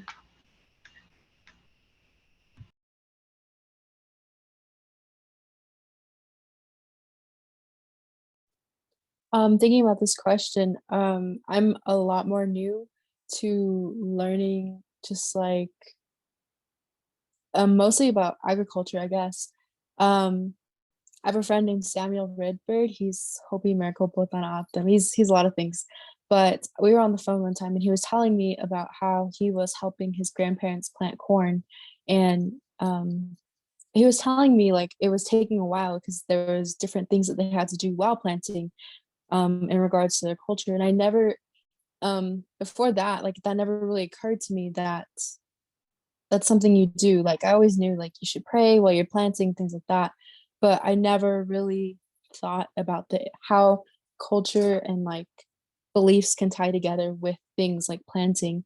And here, a part of the Summer Bridge program, we went to Tasuki Farms, which is in Tasuki Pueblo, where they have this incredible seed bank. Like everything was made by the Pueblo people, and it was just incredible. And seeing all these different types of seeds there, they had seeds like from all over the world because people wanted to store it there, and they trusted them with their seeds. And I thought that was very incredible. Like I've always known that we've had People's Farm in White River, but growing up, I never really knew what they did besides farm. Like I didn't know that they provide internships and they provide classes and they do all these really different cool things. I didn't know that necessarily. And I don't know, just growing more, it's been really interesting to learn more about how agriculture and how these different things are incredibly important to our peoples. And even just like learning like these small things, they're actually like really big things, like what Candace was talking about, and how they have really big impacts, especially for our Native youth that may not know anything. And yeah, thank you for that question though. I like that question. Yeah, I think to add on the importance of Indigenous agriculture so we can create food accessibility is just so important. I think we learn so much when we engage in the process of planting and growing food, and not just on a nutritional level, how it revitalizes our health, but also an emotional and spiritual level. Our Indigenous paradigm globally, I think, really has this.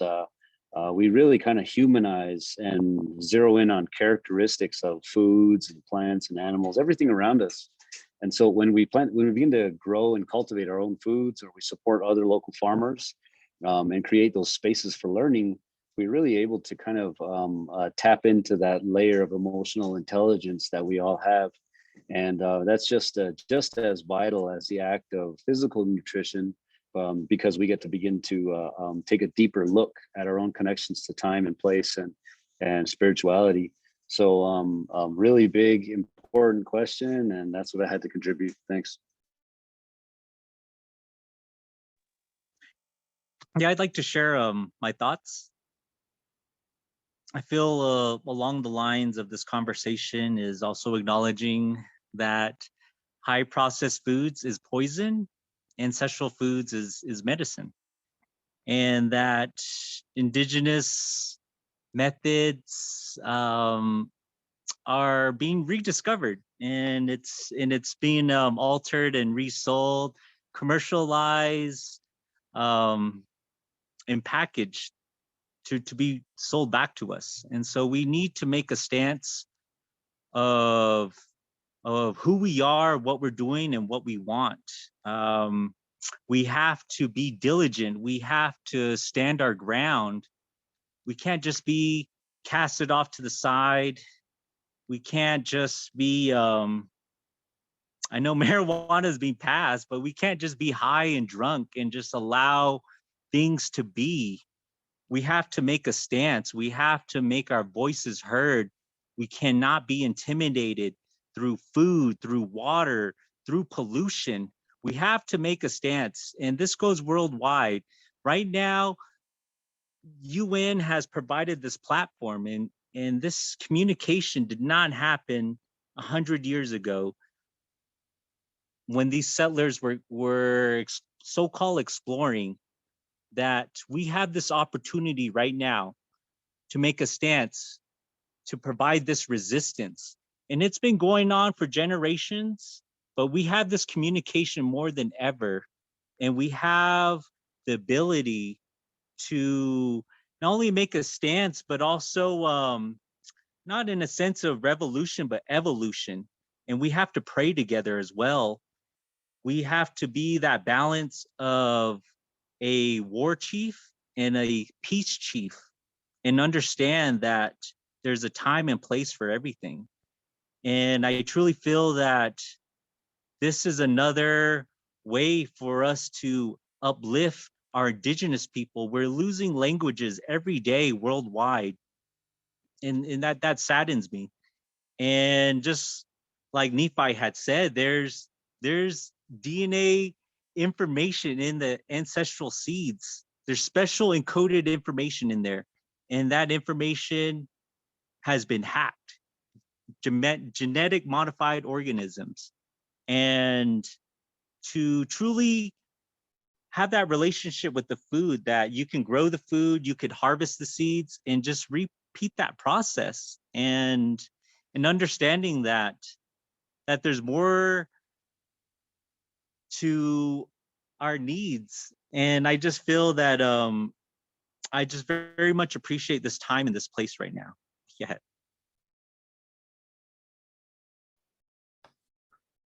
Hi, everyone. We just want to say thank you and see you later. See you again soon. Thank you so much for having us. It's been such an honor. We're very happy to participate in this. I never thought that I would be looked upon as worthy to be joined to join a UN meeting, and I feel very honored, flattered, and very, very happy to be here. So thank you very, very much for having me. Thank you for having me. And like Noah, I feel very honored to be here and share my thoughts and experiences. It was a really great opportunity, and thank you. Hatmiya, I think it's him. Thank you all so much, and the honor is mutual. Thank you for your generosity and sharing with us your experiences and teaching us and inspiring us, and you're showing us the way forward. And like many of the people have said today, the young ones are teaching us. So thank you for your bravery and your courage and your dedication and the passions that you're living. So the honor is with us, and I'm grateful that it's mutual. So thank you, and I'm excited to follow along and keep watching from your stories. So carry on strong, and good luck with the potato harvest.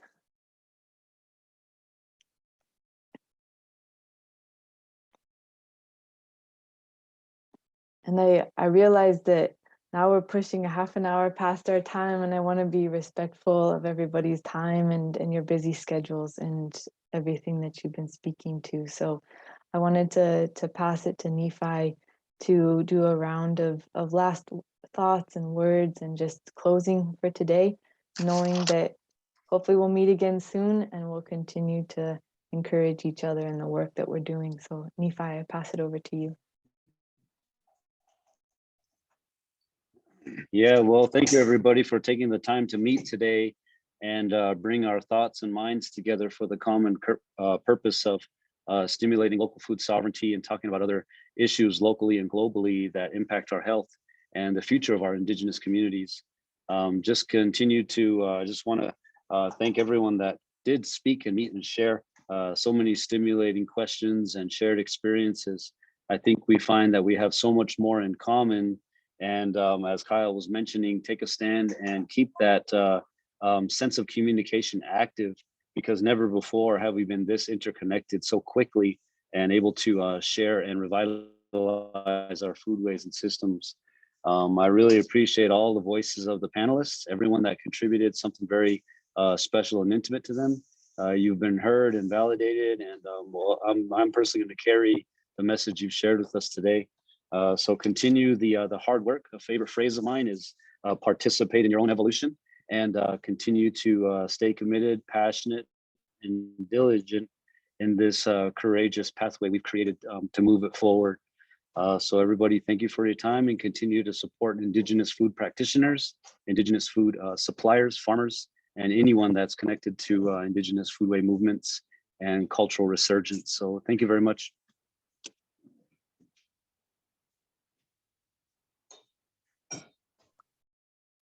Thank you all so much. And this recording will be available on the FAO YouTube channel. And I hope that you'll also be able to join us next week on October 14th, where Chef Nephi Craig will be joined with other chefs from Canada, Indigenous chefs from Canada, as well as Mexico, and Indigenous producers from the United States, who will be putting together creations of Indigenous produced foods and sharing their stories of how all of those things come together and the importance of bringing food into the communities and producing food in the communities. So thank you all very much. Thank you for your leadership. Thank you for your generosity and your willingness to share with us today. It's been a great honor. Thank you everybody who's been listening and who stayed with us for this beautiful 2 hours that we've shared together. And we hope to see you again. And as Chef Nephi said, let's continue to participate in our own evolution. And I'm grateful to be walking along all of you to do so. Ahehe, thank you, and carry on strong.